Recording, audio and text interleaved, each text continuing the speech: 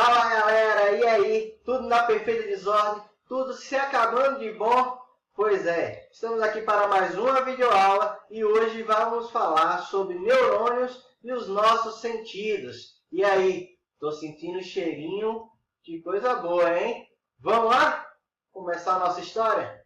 Os estímulos ambientais são captados por nós de diferentes maneiras. Nós temos no nosso corpo, distribuído por ele, sensores de pressão, que percebem ao toque na nossa pele determinadas características. Temos sensores de calor, de frio. Nós temos sensores que são chamados de fotorreceptores. Eles captam, por exemplo, a luz e isso faz com que a gente forme a imagem. Quimiorreceptores, receptores que vão fazer com que a gente possa perceber, por exemplo, aromas e gosto. Temos também fonorreceptores para a gente captar os sons. Então, os diferentes estímulos ambientais são recebidos pela gente através do que nós chamamos de sentidos. Mas vale ressaltar que para a gente poder conduzir isso tudo até o nosso sistema nervoso central, faz necessário a presença de uma estrutura chamada neurônio. E é sobre ele que iremos conversar neste momento. Posteriormente, continuaremos a falar um pouco mais sobre os nossos sentidos, ok? Então vamos lá ver uma telinha, uma imagem, para a gente poder falar um pouco mais sobre esses neurônios. Os neurônios, eles são a unidade morfológica e funcional do nosso sistema nervoso. Eles podem ser sensitivos, ou também chamados de efetivos, sensitivos ou afetivos ou afetores, aqueles que são responsáveis pela captação do estímulo. Eles também podem ser chamados de neurônios motores, aqueles que levam a resposta de um determinado estímulo até um músculo, por exemplo. Esses neurônios motores também são chamados de efetores. E ainda a gente tem os neurônios chamados de associativos ou mistos. Esses neurônios normalmente são encontrados no interior da medula espinhal e eles fazem a conexão entre um neurônio sensitivo e o neurônio motor, entre a captação do estímulo e a resposta para esse estímulo. Beleza? Observe aí o jeitão desse neurônio, porque é exatamente sobre isso que iremos conversar. Olha aí, a organização do nosso neurônio, ele é dividido em três partes. Primeiro, aqui nessa extremidade, a gente pode observar algumas ramificações, que damos o nome de dendritos. O impulso nervoso, então, parte de um dendrito, vai até essa região aqui, chamada de corpo celular, que é a região onde a gente pode encontrar, por exemplo, o núcleo e as organelas celulares. E, por fim, a gente vai ter aqui essa longa cauda que se ramifica ao final, chamada de axônio. Todo o nosso impulso nervoso ele sempre vai acontecer nesse sentido. Dendrito, corpo celular, axônio, ok? Vale ressaltar que os neurônios são células extremamente especializadas na condução, no processo de excitação, que são propriedades básicas desse tipo celular. Excitabilidade e condutibilidade. Então, são facilmente excitadas, estimuladas, e facilmente elas conduzem a informação por elas. Ok? Então, estamos dividindo em três partes. Dendrito, corpo celular, axônio. Vale perceber que na região do axônio aqui, nós temos estruturas chamadas bainha de mielina. Uma imagem posterior, a gente vai ficar mais claro para vocês essa bainha de mielina.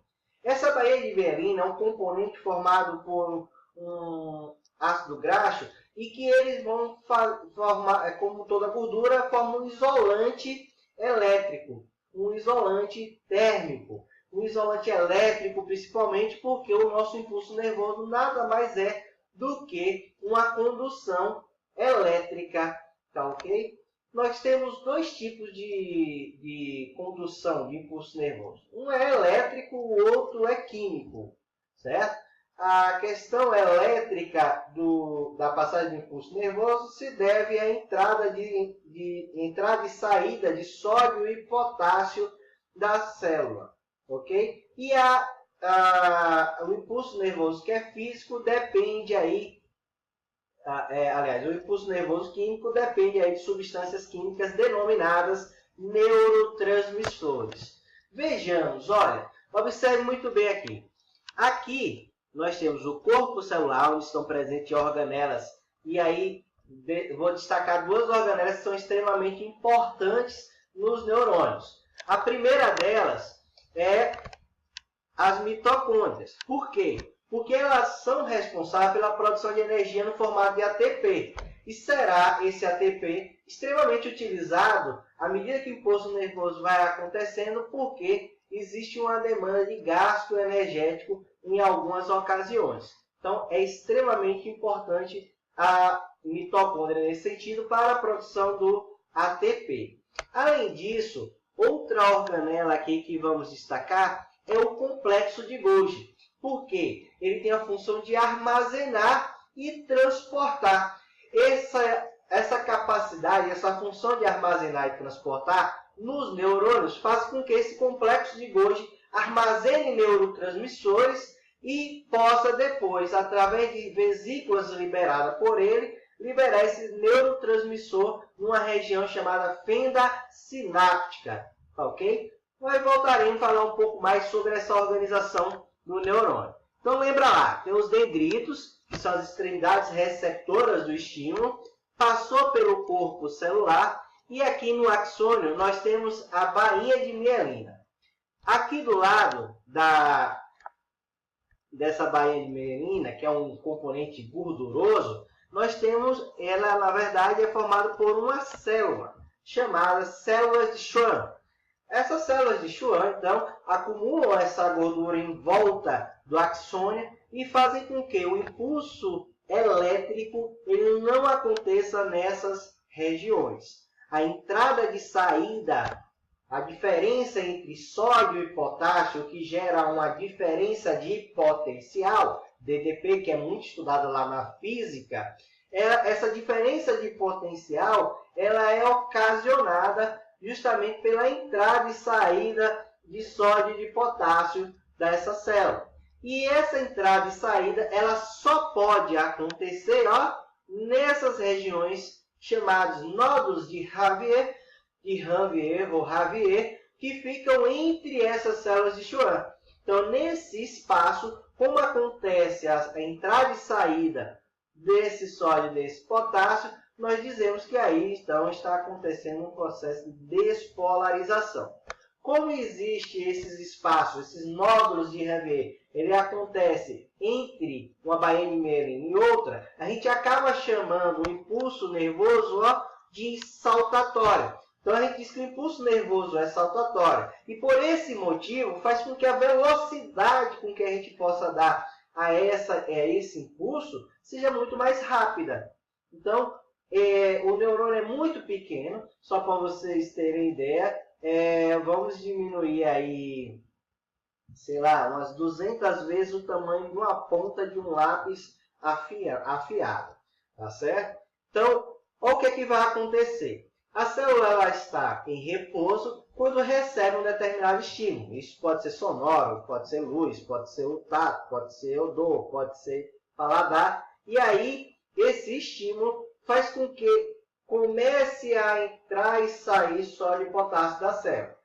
Quando ocorre uma mudança, normalmente, a priori, vai estar sódio mais concentrado fora, potássio mais concentrado dentro. Como eu tenho muito maior quantidade de sódio fora do que potássio dentro, apesar dos dois terem cargas positivas, por serem tratados como cátion da família 1A, o sódio acaba, pela sua quantidade, a gente acaba dizendo que o meio externo ao neurônio ele está positivo, enquanto que o potássio, que tem menor quantidade do que o sódio dentro da célula, a gente diz que ele está negativo. Então, nesse momento em que está positivo fora da célula, negativo dentro da célula, nós dizemos que a célula está em repouso.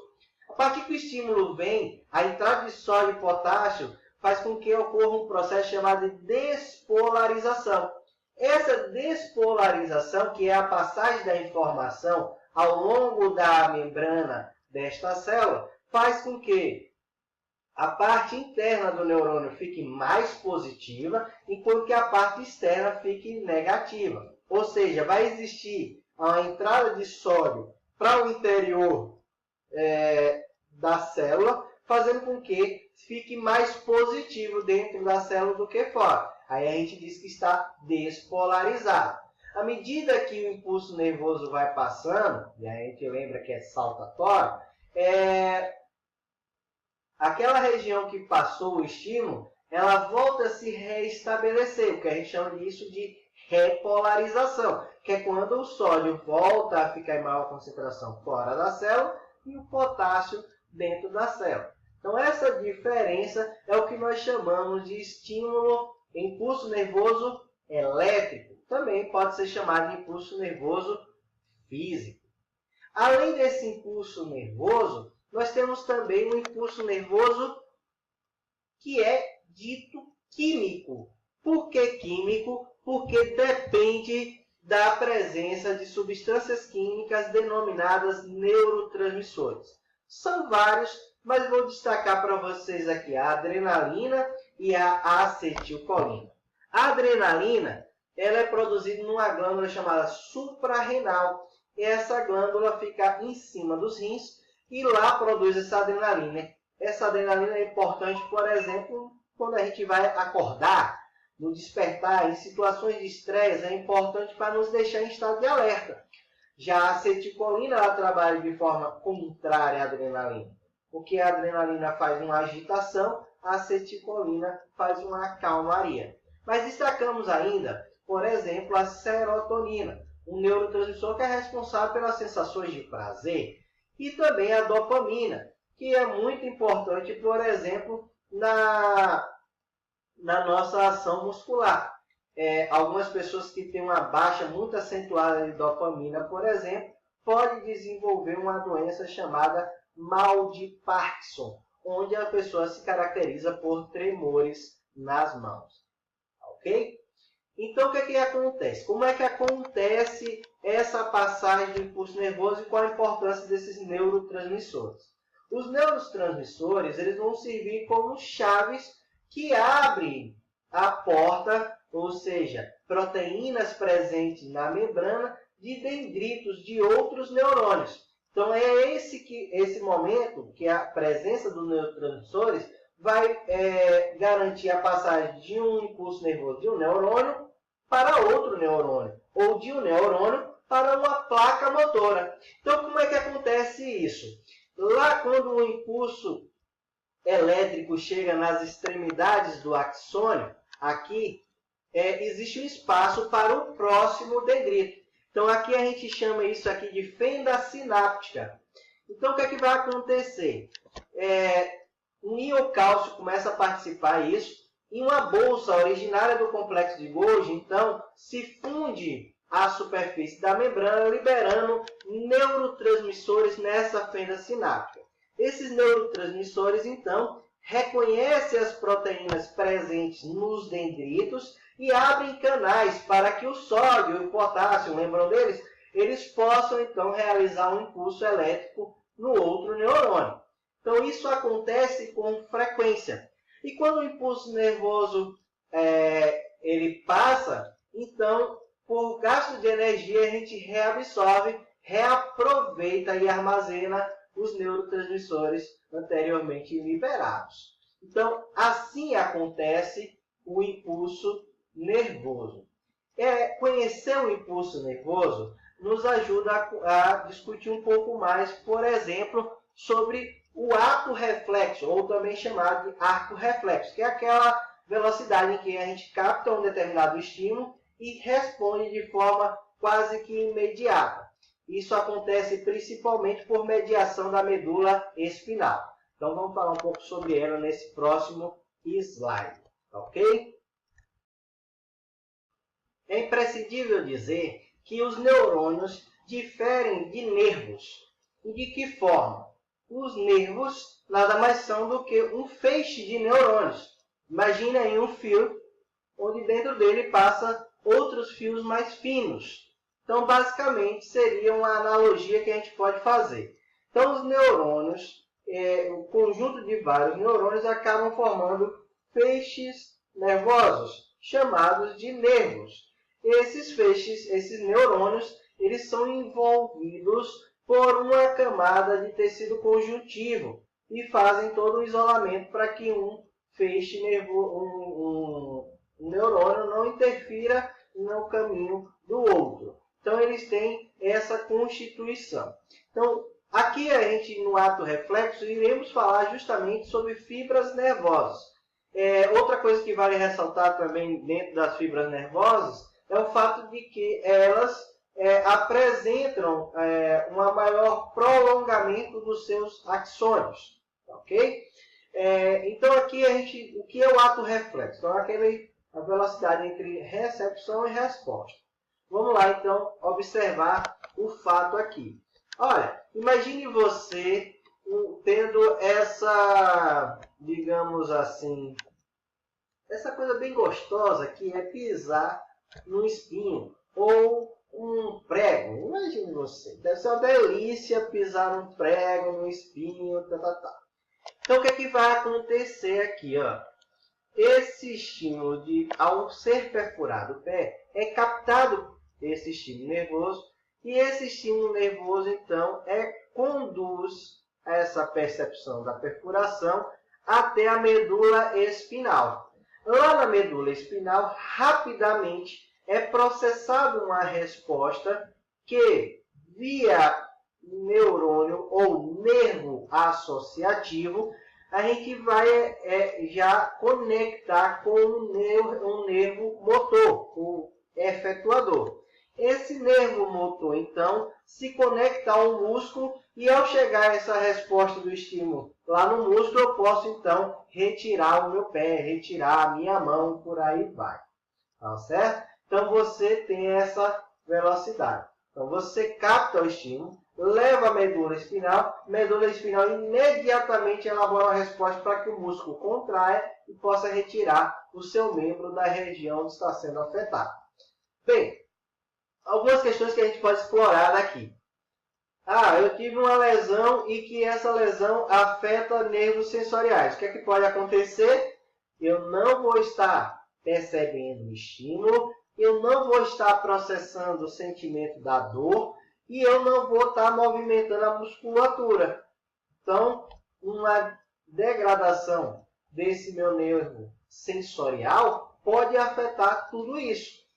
A hanseníase, por exemplo, é uma doença causada por uma bactéria, o bacilo de Hansen, que afeta terminações nervosas na pele e faz com que a gente não perceba, não tenha sentido, porque ele justamente destrói esse nervo sensorial.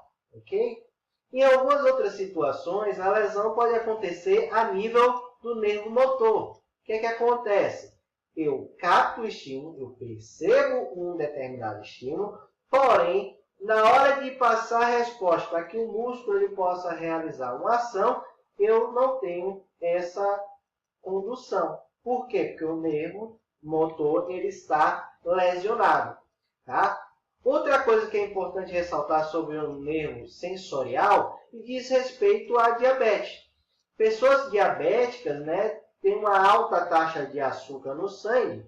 Então, essa alta taxa de açúcar, além de tornar o movimento, o fluxo sanguíneo mais lento, por conta que aumenta a viscosidade do sangue, começa a acumular açúcares em determinadas regiões. Algumas dessas regiões prejudicam, por exemplo, a percepção do estímulo. Então, algumas pessoas, por exemplo, começam a acumular muita glicose, muito açúcar, lá na retina do olho. Começam a ter problemas, perdas progressivas de visão. Algumas pessoas acumulam em algumas regiões, por exemplo, no próprio pé, como é o exemplo aí citado. E às vezes pisam em pregos e nem percebem. e aí quando vai ver já está necrosando o pé, o dedo e por aí vai. Então, o problema, a diabetes, ela causa também um problema na percepção desse estímulo.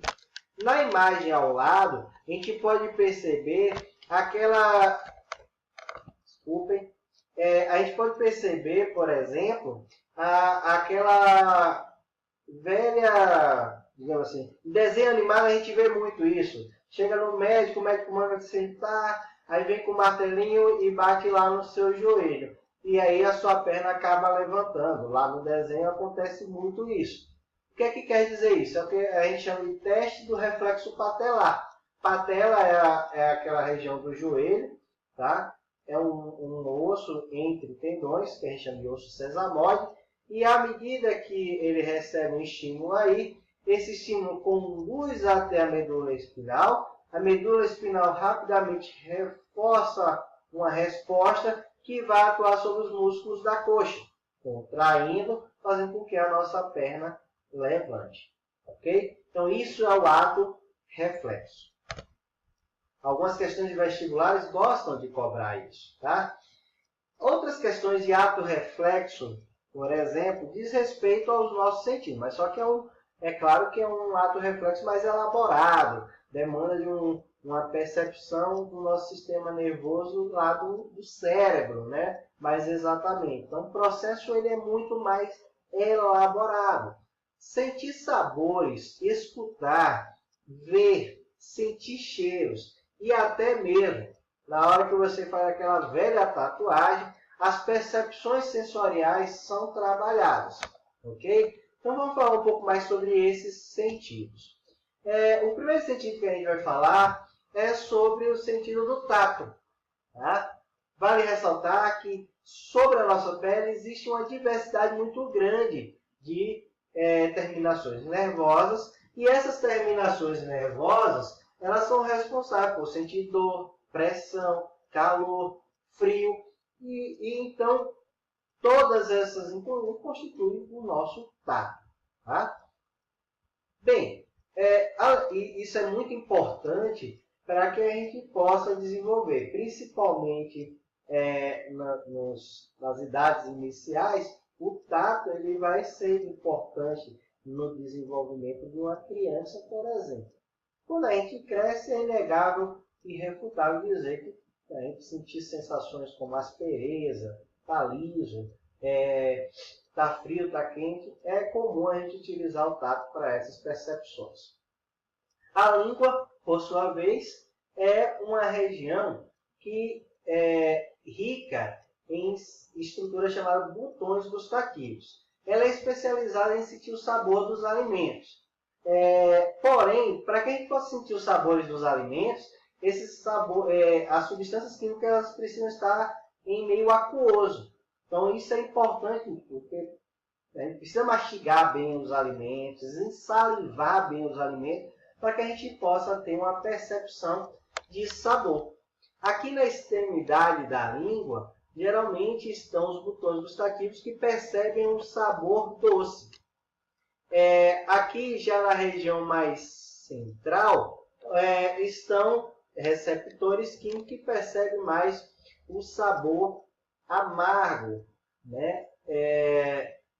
Aqui um pouco mais ao lado estão as percepções de sabor azedo. E aqui um pouco atrás da região do doce e entre a região do doce e do azedo está a região do salgado. Então a gente pode perceber em diferentes regiões existem botões gustativos especializados para captar as diferentes sensações de sabores. Doce, salgado, azedo, amargo, tá? Inclusive até um que foi recém descoberto, né? Chamado de unhame, que é uma palavra de origem oriental que quer dizer gostoso, que às vezes é a integração de vários desses sabores. O sentido do olfato é muito importante para contribuir com o paladar. O olfato ele percebe, tem quimioreceptores que percebem aromas presentes no ar. Então, os diferentes agrônomos, isso é importante para a gente perceber se uma determinada coisa pode ser boa ou ruim para a gente também. É muito comum, quando a gente está gripado, não sentir sabor dos alimentos. Isso por conta que o excesso de produção de muco interfere na captação das percepções de aroma e, consequentemente, acaba perturbando a integração dos sabores. Ok? Mas vamos falar um pouco mais sobre esses dois últimos que eu deixei para poder, digamos assim, aprofundarmos um pouco mais no nosso estudo. O ouvido, a audição e a visão. Aqui na audição, a gente precisa entender que o nosso ouvido, somente os mamíferos, né, ele possui essa orelha. Tá? E o nosso ouvido é dividido em 3 partes. O ouvido mais externo, o ouvido médio e o ouvido interno. Essa estrutura que forma a nossa orelha é chamada de pavilhão auditivo. Ele amplia o espaço para a captação do som e direciona esse som para esse conduto aqui, esse que a gente chama de pavilhão auditivo. Esse canal, esse tubo, esse canal é rico em pelos e também secreção de muco. Isso tudo para proteção. Protege a gente contra a entrada de insetos, fungos e outros micro-organismos. Ao final desse pavilhão, desse canal auditivo, nós temos uma membrana extremamente fina, chamada membrana timpânica. Então, aí a gente acaba o ouvido externo. Essa membrana timpânica, quando vem a vibração das ondas sonoras, elas vibram e acabam manipulando, mexendo aqui, ó, com 3 ossos. São ossos muito pequenos, inclusive um deles é o menor osso do corpo humano, chamado estribo. Tá? Então, a gente tem 3 ossinhos aqui. É o martelo, que vibra à medida que o tímpano vibra. E, consequentemente, quando o martelo ele vibra, ele vai também vibrar a bigorna. E, por fim, o estribo, menor osso do nosso corpo, também vibrará. Esse faz parte do nosso ouvido médio. A partir daí, então, vem o que nós chamamos de ouvido interno. Esse ouvido aí interno, ele é formado aí, né, digamos assim, por, deixa eu só lembrar aqui, o labirinto e o vestíbulo. Tá? Labirinto e o vestíbulo, são palavras que estavam fugindo da minha mão. Ele lembra um pouco uma concha de um caracol, e dentro dele existe um líquido que, à medida que o estímulo vibra e bate nele, ele também vibra junto. Essa parte do ouvido interno ela é importante por 2 contas. A vibração desse líquido tanto vai fazer com que a gente perceba o som, mas também vai trabalhar no nosso equilíbrio. Tá? Então, existe uma região chamada labirinto, que quando está inflamado gera um processo chamado labirintite, onde as pessoas perdem o equilíbrio, porque está diretamente ligado a uma região do encéfalo chamado cerebelo, ok? Então, o cerebelo ele percebe essas mudanças de alteração desse líquido e pode, então, influenciar no seu equilíbrio. Existem várias terminações nervosas, existem várias células ciliadas dentro desse labirinto, dentro desse ouvido interno, e aí ele capta esse estímulo para levar a informação em forma sonora. Vale ressaltar que o ouvido médio ele tem uma conexão com a nossa faringe. Isso é para equilibrar a pressão entre o meio externo e o meio interno do ouvido. Quando a gente vai subindo em ambientes mais, digamos assim, com ar mais rarefeito, em grandes altitudes, existe uma diferença de pressão e aí faz com que a gente sinta uma sensação de tamponamento no nosso ouvido. É muito comum quando a gente vai para regiões cada vez mais altas. Para equilibrar isso, às vezes quando a gente pega avião também, né, acontece essa relação. Para equilibrar isso, mastigar alguma coisa, engolir uma saliva ou até mesmo abrir a boca pode funcionar para minimizar esse efeito. Ok? Então vamos falar um pouco agora mais sobre a nossa visão. Os olhos dos mamíferos constituem uma série de fotorreceptores, captam a luz, tá? E eles basicamente têm três membranas formando eles. A esclerótida, né, que é essa parte branca do olho. Nós temos também a coroide, que é uma parte mais vascularizada, tem uma presença de muitos vasos sanguíneos. E temos a retina, que é o local onde estão os fotorreceptores. Além dessas três camadas que formam o nosso olho, temos estruturas que vão auxiliar a boa saúde dos nossos olhos. São elas as pálpebras e as glândulas lacrimais. As glândulas lacrimais, elas lubrificam e limpam os nossos olhos, enquanto que as pálpebras têm a função tanto de proteger a entrada de determinadas substâncias externas ao nosso olho, mas também de distribuir de forma uniforme pelo globo ocular esse líquido produzido pela glândula lacrimal. A glândula lacrimal é extremamente importante porque ela é rica, por exemplo, em uma imunoglobulina do tipo A. Ela é importante, então, na defesa de alguns micro-organismos. A presença desses anticorpos inespecíficos vão ajudar um pouco nessa proteção dos nossos olhos. Ok? Bem, mas vamos aprofundar um pouco mais sobre essa questão. A gente, nos nossos olhos também, a gente conta com um conjunto de lentes que vão ser de extrema importância para a formação da imagem. A primeira lente que é importante, né, no nosso olho é chamada de córnea. É uma lente côncava, né, transparente. Dentro da córnea existe um líquido chamado humor vítreo, que ele é transparente, vai ajudar na captação da luz. Então, a luz vai, como ela é côncava, ela está nesse formato, então a luz vem, bate e canaliza isso para um único ponto. Abaixo da córnea, né, algumas pessoas fazem transplante de córnea, abaixo da córnea está uma região pigmentada por melanina chamada íris. Né? A íris, ela é a parte colorida dos nossos olhos. É a parte que tem as diversas tonalidades, que vai do azul, verde, do cinza, no castanho, o claro, o escuro, né? Até chegar os olhos mais escuros. A diferença entre elas está na relação de produção de melanina, o mesmo pigmento que também está na nossa pele. Na parte central da íris existe uma estrutura formada por musculatura, é um orifício chamado pupila.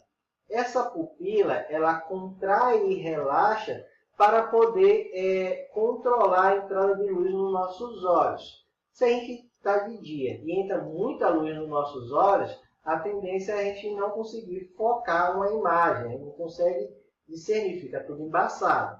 Agora, quando a gente tem um controle maior, a gente vai focalizando, a gente vai conseguindo manter uma formação de imagem bem mais tranquila. Durante a noite acontece mais de forma inversa. Por exemplo, durante a noite a quantidade de disponibilidade de luz é menor. Então o que acontece com a pupila? A gente dilata ao máximo para tentar captar o máximo de luz ao nosso redor. Tá, ok? Então, nessa outra imagem aqui, a gente vai observar que atrás da pupila existe uma lente biconvexa. Ela fica desse formato aqui, biconvexa, chamada de cristalino. Esse cristalino aí também constitui de humor aquoso. Eu falei humor vítreo da outra vez. O humor aquoso, ele é transparente. Então isso vai fazer com que eu tenha formação de imagem em um único ponto. Tá? Um ponto que vai ser canalizado até a região da retina. Dentro do nosso globo ocular, ele é rico de uma substância chamada humor vítreo. É uma substância mais viscosa e mais escura. Isso forma como se fosse uma câmara escura na câmera fotográfica, por exemplo, tem isso, para que a luz ela possa tocar um ponto específico. É nesse ponto específico chamado retina que vão ter as estruturas que vão captar essa luz, né? E essas estruturas, essas células fotorreceptoras, esses neurônios receptores de estímulos luminosos, elas podem ser basicamente de dois tipos, tá? Aqui a gente vai ter os bastonetes, ó, bastonetes, e nós temos também os cones, tá? Os cones, enquanto que os cones, eles captam as cores, né? E o olho humano é capaz de enxergar entre 400 e 750 nanômetros, que vai do violeta ao vermelho, né? A gente não consegue enxergar o ultravioleta nem o infravermelho. Então, essa faixa de luz do arco-íris, que vai do vermelho ao violeta, é a faixa de luz que a gente consegue observar de variação de cores. E quem é responsável pela captação dessas cores são chamados de cones. Aqui representado em verde, vermelho e azul. Uma imagem aí da Unesp, né? E do seu material didático que a Unesp possui. E perceba, por que verde, vermelho e azul? Porque as combinações dele, uns são estimulados mais, outros menos. Isso vai fazer com que a gente tenha a diversidade de cores, tá? As televisões, as câmeras fotográficas, o próprio computador, quando a gente tem algum editor de imagem, ele trabalha justamente na variação da quantidade dessas cores, para gerar a paleta de cores, tá? Entre o verde, o vermelho e o azul. As pessoas que têm daltonismo, que está relacionado ao cromossomo sexual X, elas normalmente vão ter esses cones não formados ou defeituosos, e isso afeta na capacidade da pessoa perceber determinados tipos de cores, principalmente o verde e o vermelho, lá no o verde e o azul, né, o amarelo, e aí vai. Então, depende do tipo de daltonismo que você possui. Então, é um defeito mutagênico que acontece lá nos cromossomos sexuais, X, né, e que vai afetar justamente na formação desses fotorreceptores chamados cones. Já os bastonetes, eles trabalham mais na coloração branco, preto, então eles vão servir muito para a formação de contraste. Durante a noite, por exemplo, quando a gente apaga todas as luzes, o mínimo de luz que entrar vai fazer com que a gente consiga enxergar contornos, né, de uma determinada imagem. Então, é por isso que a gente costuma ver vultos durante a noite e as pessoas, né, falam que são as almas e por aí vai. Aí entra em outro mérito que é religioso, mas, enfim, essa questão dos bastonetes, eles têm uma função de contraste. Normalmente à noite a gente vai ver as coisas mais ou branca, ou acinzentada, tá? Ou preta. Então essas tonalidades, branco, preto e acinzentado, são funções dos bastonetes. Espero que eu possa ter contribuído um pouco para o processo pedagógico de vocês, vocês possam ter aprendido um pouco mais, tá ok? Então não deixe de assistir, um vídeo está conectado ao outro. Neste vídeo eu falei sobre neurônios e o sistema sensorial. Em um outro vídeo eu falei sobre a organização do nosso sistema nervoso. Tá ok? Um grande abraço e até a próxima.